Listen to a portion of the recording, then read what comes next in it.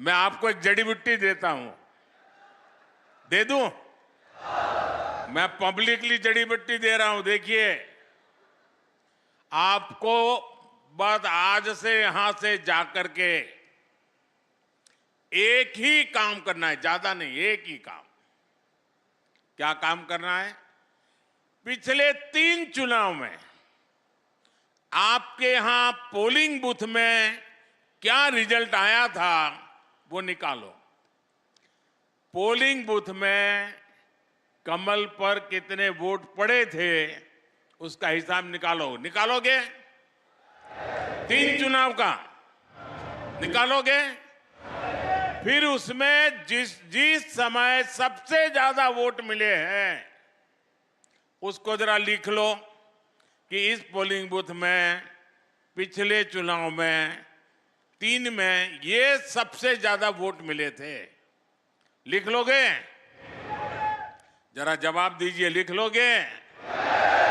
फिर आप तय करना कि अब जो ज्यादा से ज्यादा वोट बूथ में मिले थे उसमें इस बार 370 नए वोट जुड़ने चाहिए।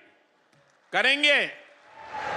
यानी आपके पोलिंग बूथ में जितने वोट ज्यादा पहले मिले थे उसमें इस बार मेहनत करके 370 वोट ज्यादा लाना है।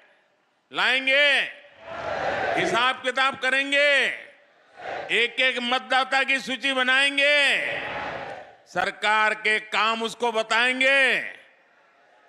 उसने कौन कौन सी योजना का लाभ उसके घर तक पहुंचा है ये बताएंगे उसको। और जिसको अभी पहुंचा नहीं है उसको विश्वास देंगे कि मोदी जी फिर से आकर के काम पूरा करेंगे। बताओगे?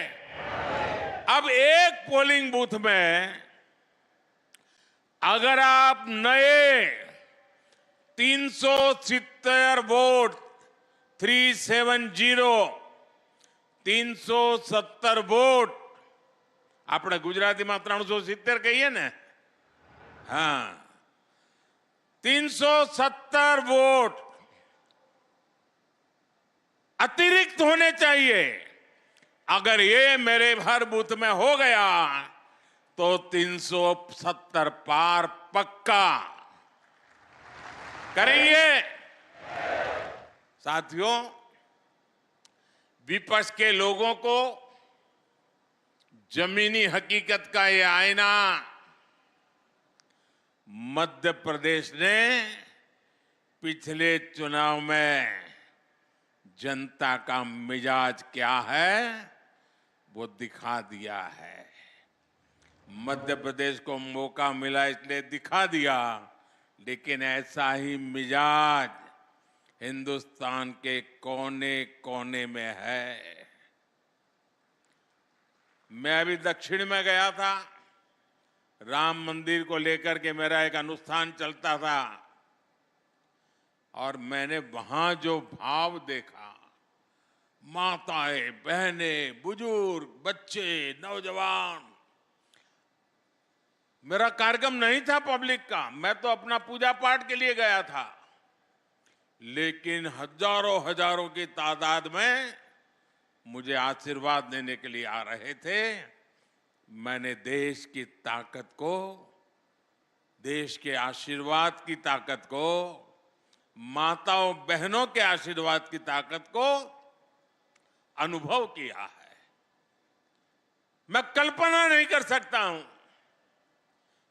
कि आपके इस सेवक को आप इतना प्यार करते हैं, इतना आशीर्वाद देते हैं। शायद कितने जन्मों का पुण्य होगा तब जाकर के मुझे आपके आशीर्वाद प्राप्त करने का अवसर आता है। मेरे प्यारे जनजातीय समाज के भाइयों बहनों, 23 में कांग्रेस की छुट्टी हुई थी विधानसभा चुनाव में, 24 में पूरा सफाया होना तय है। साथियों, डबल इंजन की सरकार कैसे काम करती है, मध्य प्रदेश एक उत्तम उदाहरण आज पूरे देश के सामने है। बीते वर्षों में मध्य प्रदेश ने दो अलग अलग दौर देखे हैं। एक डबल इंजन सरकार का ये दौर और दूसरा कांग्रेस के जमाने का काला काल। कम उम्र के युवाओं को शायद याद भी नहीं होगा कि आज विकास के रास्ते पर तेजी से दौड़ रहा मध्य प्रदेश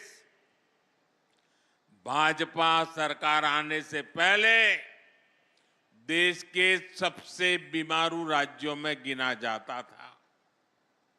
मध्य प्रदेश को बीमारू बनाने के पीछे सबसे बड़ी वजह थी गांव, गरीब और आदिवासी इलाकों को लेकर कांग्रेस का नफरत भरा रवैया। नफरत नफरत नफरत। इन लोगों ने न कभी आदिवासी समाज के विकास की चिंता की, न उसके सम्मान के बारे में सोचा। इनके लिए तो जनजातीय लोगों का मतलब केवल कुछ वोट होता था, सिर्फ वोट होता था। इन्हें गांव, गरीब, पिछड़ा की याद तब आती थी जब चुनाव की घोषणा होती थी।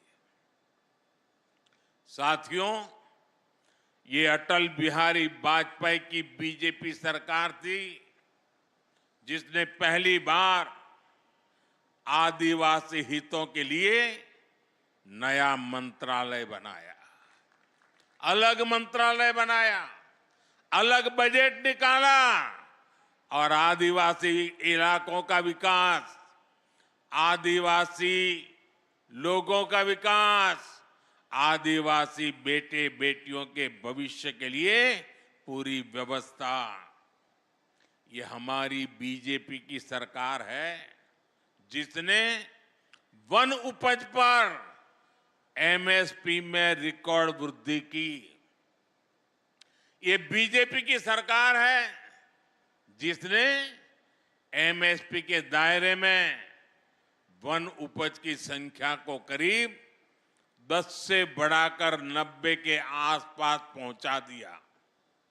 ये बीजेपी की सरकार है जिसने देश के आदिवासी इलाकों में वन धन केंद्र खोले हैं ताकि आदिवासी उत्पादों को नए हाट, नए बाजार मिले। भाइयों और बहनों, हमारे लिए जनजातीय समाज वोट बैंक नहीं है। हमारे लिए तो जनजातीय समाज हमारे देश का गौरव है। हमारे देश के उज्जवल भविष्य की गारंटी ये मेरा जनजातीय समाज है। आपका सम्मान भी और आपका विकास भी ये मोदी की गारंटी है। आपके सपने, आपके बच्चों के सपने, नौजवानों के सपने, ये मोदी का संकल्प है। इसलिए भगवान बिरसा मुंडा की जयंती को जनजातीय गौरव दिवस के तौर पर मनाने का फैसला मोदी सरकार ने किया। टंटिया मामा के बलिदान को याद कर आज बलिदान दिवस मनाया जाता है। उन्हीं के नाम पर आज मैं युवाओं के लिए क्रांति सूर्य टंट्या भील विश्वविद्यालय की घोषणा कर रहा हूं। आज और भी एक महत्वपूर्ण दिवस है। आज तिलक मांझी, हमारे तिलका मांझी जी, हमारे आदिवासी समाज का गौरव, उन्होंने बिहार के भागलपुर में अंग्रेज 1784 में 1784 में यानी 1857 से भी पहले हमारे तिलक मांझी जी ने भागलपुर के कमिश्नर किलिनलैंड को तीर मार करके मार दिया था अंग्रेज को। आज ऐसे वीर पुरुष की जन्म जयंती भी है जब मेरा आदिवासी समाज मेरे सामने बैठा है। आज जो कार्यक्रमों की रचना हुई उसके कारण अब झाबुआ, रतलाम, खरगोन, धार और आसपास के युवाओं को, आदिवासी बच्चों को उच्च शिक्षा के लिए न गुजरात जाना पड़ेगा,